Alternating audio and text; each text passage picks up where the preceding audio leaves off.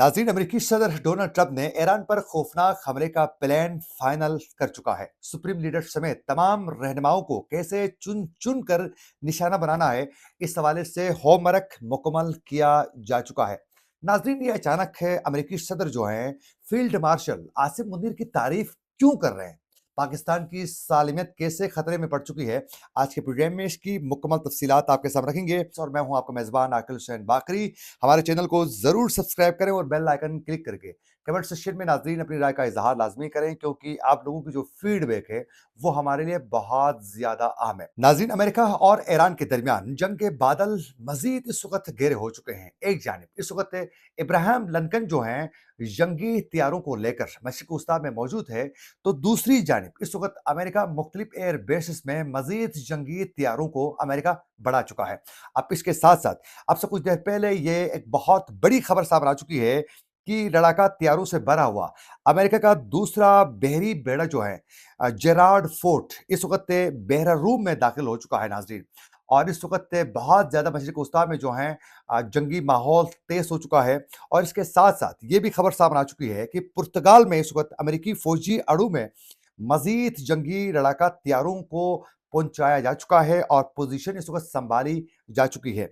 और एक बड़ी डेवलपमेंट ये भी सामने आ चुकी है कि एक अमेरिकी अखबार ने ये अब से कुछ देर पहले ये कहा है। अमेरिकी अखबार के मुताबिक उर्दून के इस वक्त मवाफिक के सालती जो एयर बेस है वहां भी इस वक्त अमेरिका मजीद जंगी त्यारे पहुंचा चुका है, जहां ऑलरेडी इससे उर्दून की एयर बेस में 30 के करीब जंगी त्यारे वहां अक्सर जो हैं वो मौजूद होते थे, लेकिन 3 गुना बढ़ाकर इस वक्त 60 के करीब जंगी त्यारे जो हैं अमेरिका यहां पहुंचा चुका है।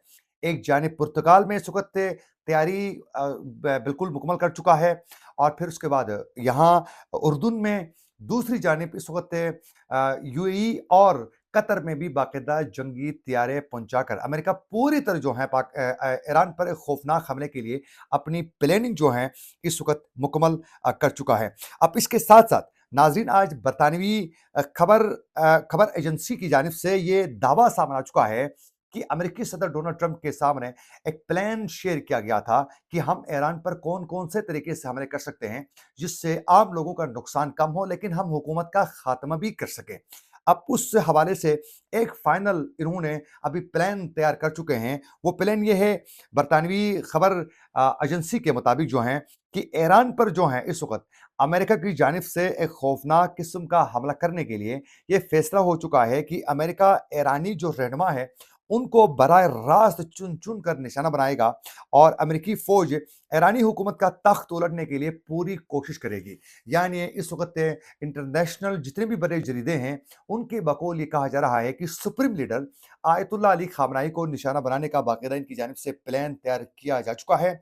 उसके साथ साथ उनके बेटों को भी निशाना बनाना है और उनके बहुत ही करीबी जो रुफ़क़ा हैं, जो बहुत ही करीबी साथी हैं, उन रहनुमाओं को निशाना बनाना है।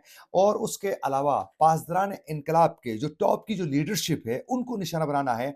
और आर्मी में जो सुप्रीम लीडर के बहुत करीबी जो साथी हैं, उनको निशाना बनाने के हवाले से बाकायदा अपना प्लान जो है, वो तैयार कर चुके हैं। दूसरी जानिब ईरान की जानिब से अगर बमबारी की जाती है, सख्त हमले किए जाते हैं, तो उसको रोकने के लिए मुख्तलिफ एयर बेस में अपनी तैयारी वो मुकम्मल कर चुके हैं। और फिर इब्राहिम लंकन है, उसके साथ साथ जेरार्ड फोर्ट जो है पहुंचाया जा चुका है। अब इसके जरिए ईरानी हमलों को रोकना है और ईरान की टॉप की जो लीडरशिप है उनको चुन चुन के निशाना बनाने के हवाले से बाकायदा ये प्लान उनकी जानिब से तैयार इस वक्त हो चुका है। अब दूसरी जानिब इस वक्त एपी न्यूज का ये कहना है कि ईरान की जानिब से भी भरपूर तरीके से तैयारी मुकम्मल की गई है। ईरान इसको डू एंड डाई की पोजीशन पर पहुंच चुका है और ईरान ने अपने मजीद मिसाइलों का अपना हरमुज पर कामयाब तजुर्बे ईरान कर चुका है। और इसके साथ साथ इस वक्त चीन और रूस की जानिब से भरपूर ईरान की सपोर्ट इस वक्त की जा रही है।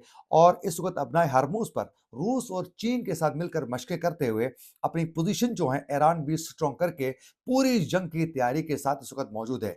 आज ईरान के वजीर खारजा अब्बास अरागची ने यह वाज़ेह कर दिया है कि अगर हम पर हमला करने की कोशिश की जाती है तो हम मुज़ाकरात को ख़त्म करके फिर सिर्फ और सिर्फ अपनी बका की जंग के लिए जो हैं हम आगे बढ़ेंगे। अब इसी हवाले से एपी न्यूज़ ने यह कहा है कि ईरान इस नतीजे पर पहुंच चुका है कि जंग के सिलसिले को रोकने का वाहिद हल अमेरिका और इसराइल को को संगीन नुकसान पहुंचाना है और खून बहाना है। अगरचे इस रास्ते में चलने से इन्हें बहुत बड़ी भारी कीमत चुकानी पड़ सकती है, लेकिन फिर भी वो इससे पीछे हटना नहीं चाहते हैं।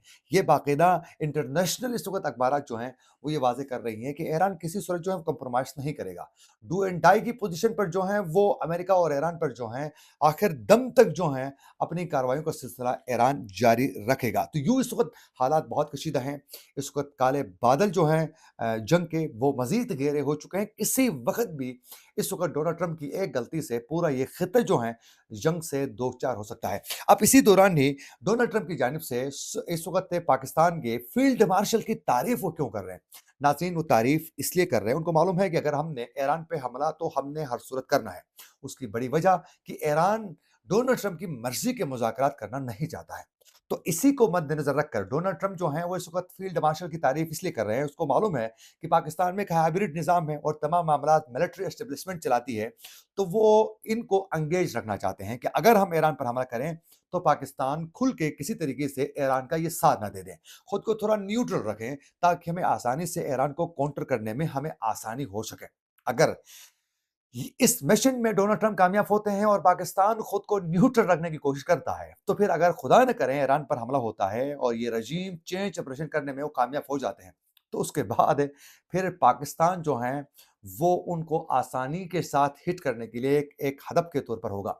उसके बाद ये जो बलूचिस्तान में आप इस वक़्त जो हालात देख रहे हैं, इससे 100 गुना ज़्यादा हालात खराब हो जाएँगे और उसके बाद मैदान जंग कोई और मुल्क नहीं होगा, बल्कि पाकिस्तान में बलूचिस्तान ही होगा। फिर पाकिस्तान किसी सूरत जो है उन तमाम खतरात से एक ही वक्त में लड़ने की पोजीशन पे नहीं होगा। एक जानिब खैबर पख्तूनख्वा में जो फितरतुल खवारिज हैं, वो पूरी ताकत के साथ लड़ रहे हैं। आज भी आर्मी के जवानों को शहीद किया है।